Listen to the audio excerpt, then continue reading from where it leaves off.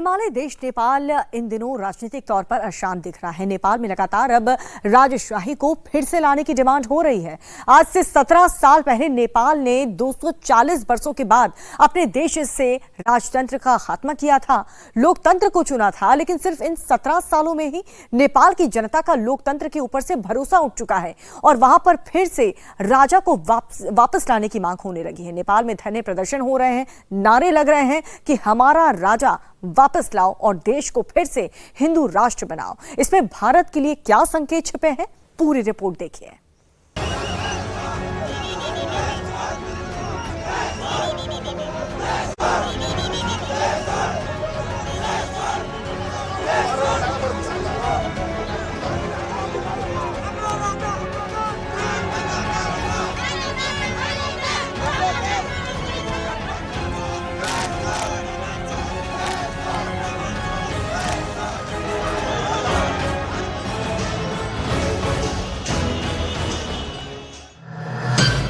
क्या नेपाल फिर से एक हिंदू राष्ट्र बनने वाला है? नेपाल में फिर से राजशाही को लाने के लिए बड़ा आंदोलन क्यों हो रहा है? काठमांडू की सड़कों पर योगी आदित्यनाथ का पोस्टर लगाकर हिंदू राष्ट्र की मांग क्यों हो रही है? नेपाल में बवाल मचा हुआ है। हजारों की संख्या में लोग एक साथ जमा हैं। डिमांड ऐसी है जो सुनने में अटपटी जरूर लगती है, लेकिन हकीकत है। इन लोगों की मांग है कि नेपाल में फिर से राजतंत्र की स्थापना हो, सत्ता फिर से राजा को सौंपी जाए और लोकतंत्र खत्म किया जाए।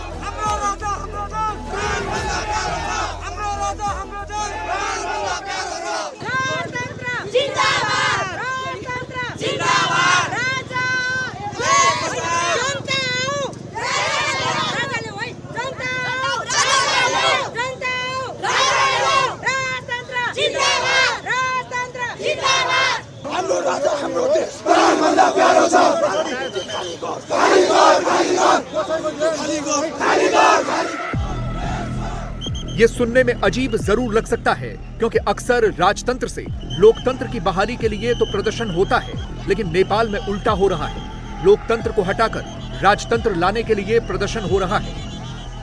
नेपाल के राजा ज्ञानेंद्र शाह 2 महीने के प्रवास पर पोखरा गए हुए थे। रविवार को जब वो लौटे तो हजारों की संख्या में लोग त्रिभुवन एयरपोर्ट के बाहर जमा हो गए। हंगामे की आशंका को देखते हुए पुलिस भी पहले से ही तैनात कर दी गई थी।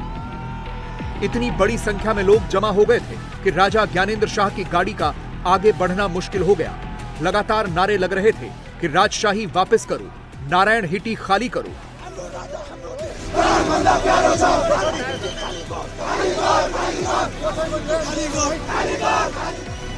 नारायण हिटी नेपाल के राजा का आधिकारिक आवास है, जिसे अब म्यूजियम बना दिया गया है। राजा ज्ञानेंद्र शाह ने भी अपनी प्रजा का पूरा सम्मान किया। दोनों हाथ जोड़ते हुए कार के सनरूफ से बाहर निकले, लोगों का अभिवादन किया। ये देखकर लोग और ज्यादा खुश हो गए।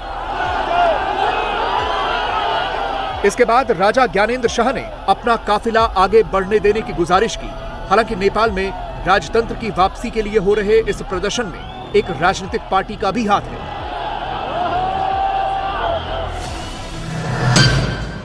नेपाल की राष्ट्रीय प्रजातांत्रिक पार्टी यानी आरपीपी नेपाल में हिंदू राष्ट्र और राजशाही का समर्थन करती आ रही है। आरपीपी हिंदू राष्ट्र और राजशाही को एक दूसरे का पूरक मानता है। आरपीपी के नेपाल में कुल 14 सांसद हैं। इनमें से 7 निर्वाचन प्रक्रिया से चुने गए हैं और 7 समानुपातिक प्रक्रिया से। नेपाल की संसद प्रतिनिधि सभा में कुल 275 सांसद हैं। इनमें से 165 निर्वाचन प्रक्रिया से चुने जाते हैं और 110 समानुपातिक प्रक्रिया से। आरपीपी को राजशाही समर्थक सहयोगियों का समर्थन प्राप्त है, लेकिन सिर्फ एक पार्टी के समर्थन से इतनी भीड़ इकट्ठी नहीं हो सकती। जरा राजा ज्ञानेंद्र के काफिले में चल रही इन मोटरसाइकिलों को गिनी। सैकड़ों की संख्या में बाइक रैली निकल रही है। भारी भीड़ है। मोटरसाइकिलों का यह काफिला खत्म ही नहीं हो रहा।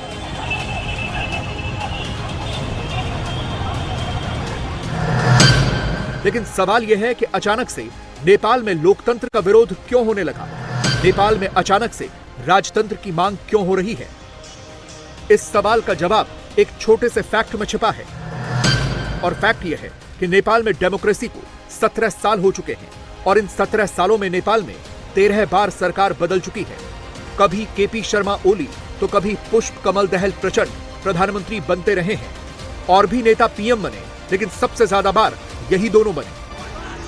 नेपाल के लोग ये देख देख कर अब थक चुके हैं कि सत्ता के लिए कैसे षड्यंत्र और साजिशें हो रही हैं। लगातार नेपाली सरकार में भ्रष्टाचार बढ़ा हुआ है, इकोनॉमी बहुत डाउन है, बेरोजगारी बढ़ी हुई है, महंगाई बहुत ज्यादा है।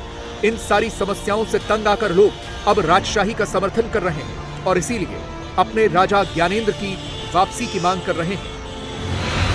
हामी राजा आज पोखराबाट आउने रे, उहाँलाई साथ दिएर उहाँलाई सहयोग गरेर सकेभर राजालाई हामी राजगद्दीमा राख्न सक्छौँ भनेर हामी जनताहरू यहाँ उपस्थित भएको। यहाँ खास गरी अब यो व्यवस्था परिवर्तन सँगसँगै राज संस्था अनि हिन्दू अधिराज्य, सनातन हिन्दू अधिराज्य होस् भन्नका लागि नै आएको।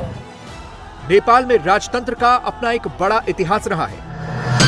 28 मई 2008 को नेपाल को गणतंत्र घोषित किया गया और इसी के साथ वहां 240 साल से चली आ रही राजशाही का अंत हो गया। तब यही राजा ज्ञानेन्द्र शाह नेपाल के राजा थे। नेपाल की राजशाही के बुरे दिन शुरू हुए 2001 से, जब 1 जून 2001 को नेपाल के राजमहल में राज परिवार के 9 सदस्यों की हत्या कर दी गई। क्राउन प्रिंस दीपेंद्र ने अंधाधुंध गोली चलाकर अपने पिता राजा वीरेंद्र, रानी ऐश्वर्या समेत राज परिवार के 9 सदस्यों को मार डाला था और खुद को भी गोली मार ली थी। इसके बाद दीपेंद्र के चाचा ज्ञानेन्द्र राजा बने थे। राजा ज्ञानेन्द्र भी नेपाल के एक निरंकुश शासक हो गए थे। उन्होंने सत्ता पर संपूर्ण कब्जा किया। उनके खिलाफ नेपाल में माओवादी विद्रोह भी हुआ, बहुत से लोग भी मारे गए। 2006 के जन आंदोलन और माओवादी विद्रोह के बाद ज्ञानेन्द्र ने संवैधानिक राजशाही को औपचारिक रूप से समाप्त कर दिया था और उन्होंने पूर्ण सत्ता पर कब्जा कर लिया। सरकार और संसद को भंग कर दिया। उन्होंने आपातकाल की स्थिति घोषित कर दी और देश पर शासन करने के लिए सेना का इस्तेमाल किया। इसके बाद तो नेपाल में माओवादियों का आंदोलन और ज्यादा भड़क गया। नेपाल में इस दौरान हुई हिंसा में 16,000 लोगों की जान गई और आखिरकार 2008 में नेपाल से राजशाही का खात्मा हुआ। इसके बाद लोकतंत्र की स्थापना हुई और संविधान बनाने की प्रक्रिया शुरू हुई। सितंबर 2015 में नेपाल ने अपना नया संविधान लागू किया और इसमें नेपाल को सेकुलर स्टेट बताया गया। इसीलिए अब डिमांड हो रही है कि नेपाल को फिर से एक हिंदू राष्ट्र बनाया जाए। ये रैली नेपाल में राजतंत्र की स्थापना के साथ साथ हिंदू राष्ट्र की भी डिमांड कर रही है।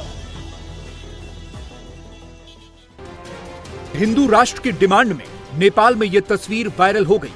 इस रैली में एक शख्स के हाथों में राजा ज्ञानेन्द्र के अलावा योगी आदित्यनाथ का पोस्टर था। सोशल मीडिया पर यह पोस्टर खूब वायरल हो गया क्योंकि योगी आदित्यनाथ हिंदू हृदय सम्राट हैं। उनके समर्थक नेपाल में हिंदू राष्ट्र की डिमांड करने वालों में भी मौजूद हो सकते हैं, लेकिन इस पोस्टर पर नेपाल में बवाल मच गया है। इस मामले को नेपाल सरकार ने अपने खिलाफ माना है। नेपाल कह रहा है कि देश में किसी बाहर के राजनेता की तस्वीर का इस्तेमाल गलत है। ये पोस्टर काठमांडू के ही एक शख्स प्रदीप विक्रम राणा ने अपने हाथों में लिया हुआ था, लेकिन अब समस्या ये हो गई है कि योगी का पोस्टर लहराने के बाद नेपाल पुलिस उनके पीछे पड़ गई है, जिसकी वजह से प्रदीप नेपाल छोड़कर भारत भाग आए हैं और इस वक्त गोरखपुर में शरण लिए हुए हैं। योगी आदित्यनाथ के पोस्टर पर नेपाल में भले ही ये माना जा रहा हो कि उनकी सरकार गिराने की साजिश भारत से हो रही है, लेकिन हकीकत यह है कि गोरखनाथ मठ से नेपाल के राज परिवार का बहुत पुराना और ऐतिहासिक रिश्ता रहा है। नेपाल का पूर्व राज परिवार खुद को गोरखनाथ संप्रदाय से जोड़ता है। स्वर्गीय राजा वीरेंद्र गोरखनाथ मठ में मकर संक्रांति पर विशेष पूजा करते थे। योगी आदित्यनाथ के गुरु महंत अवैधनाथ राजा वीरेंद्र के आध्यात्मिक मार्गदर्शक थे। इसी साल 31 जनवरी को नेपाल के पूर्व राजा ज्ञानेन्द्र गोरखनाथ मंदिर पहुंचे थे। उनके साथ उनकी पत्नी कोमल राजलक्ष्मी शाह भी थी। राजा ज्ञानेन्द्र के साथ कुल 64 लोग गोरखपुर आए थे। 25 साल बाद नेपाल राज परिवार का कोई सदस्य गोरखपुर आया था। इससे पहले सन 2000 में नेपाल के तत्कालीन नरेश वीरेंद्र वीर विक्रम शाह गोरखनाथ मंदिर आए थे। जून 2001 में उनकी हत्या के बाद नेपाल राज परिवार के सदस्यों का यहां आने का सिलसिला रुक गया था, लेकिन राजा ज्ञानेन्द्र ने इस सिलसिले को फिर से शुरू किया। इसके बाद लखनऊ में राजा ज्ञानेन्द्र की गोरखपीठ के पीठाधीश्वर और यूपी के मुख्यमंत्री योगी आदित्यनाथ से भी मुलाकात हुई। खुद योगी आदित्यनाथ ने सोशल मीडिया हैंडल एक्स पर यह तस्वीरें पोस्ट की थी। और अब नेपाल में योगी और राजा ज्ञानेंद्र का पोस्टर एक साथ वायरल हो रहा है। इसीलिए हंगामा तो होगा ही, लेकिन हंगामा करने वालों को यह भी जान लेना चाहिए कि नेपाल के राज परिवार का गोरखनाथ पीठ से बहुत पुराना रिश्ता रहा है, क्योंकि ऐसी मान्यता है कि नेपाल राजवंश का उद्भव भगवान गोरखनाथ के आशीर्वाद से हुआ था, जिसके बाद शाह परिवार पर भगवान गोरखनाथ का हमेशा आशीर्वाद रहा है। इसी कारण नेपाल राजवंश ने गुरु गोरखनाथ की चरण पादुका को अपने मुकुट पर बना रखा था। इतना ही नहीं, नेपाल के सिक्कों पर गुरु गोरखनाथ का नाम लिखा हुआ है। गुरु गोरखनाथ के गुरु मक्षेंद्रनाथ के नाम पर आज भी नेपाल में उत्सव मनाया जाता है। राज परिवार अब भी गुरु गोरखनाथ को अपना राजगुरु मानता है। मकर संक्रांति के दिन भगवान गोरखनाथ को खिचड़ी आज भी नेपाल नरेश की तरफ से चढ़ाई जाती है। पहले तो खुद नेपाल नरेश खिचड़ी चढ़ाने के लिए गोरखनाथ आते थे, नहीं तो उनका कोई न कोई प्रतिनिधि आज भी खिचड़ी चढ़ाने के लिए आता है।